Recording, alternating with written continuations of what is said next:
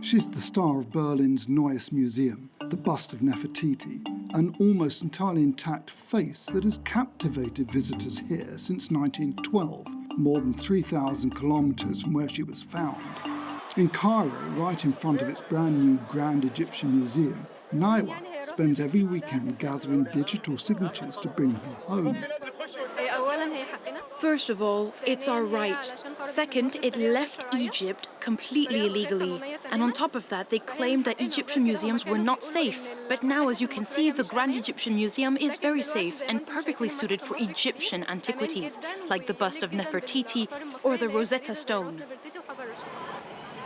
But Berlin refuses to even consider restitution.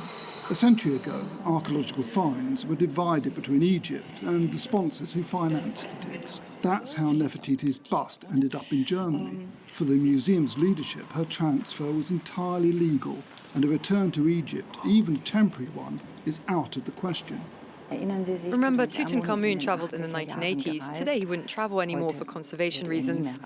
Here at the museum, and Nefertiti is no exception. I'm responsible for at least 200 objects I cannot lend. I just can't.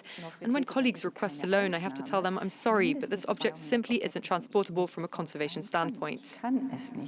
Every year, more than 500,000 visitors come to Berlin to admire the Egyptian queen.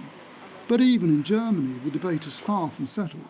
Some historians are questioning not only the legality, but the legitimacy of the transfer in a colonial context. Among them, Sebastian Conrad, author of a book dedicated to the ancient icon.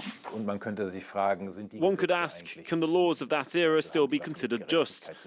In Germany, for example, we chose to treat Nazi-era laws as illegitimate and therefore invalid. But when it comes to the colonial periods, that debate simply hasn't happened yet. Bei der Kolonialzeit ist es bisher nicht der Fall. In Cairo, Neues is more determined than ever. Around 150,000 people have already signed the petition demanding Nefertiti's return. Like many Egyptians, she dreams of seeing the Queen one day with her own eyes, and above all, in her own country.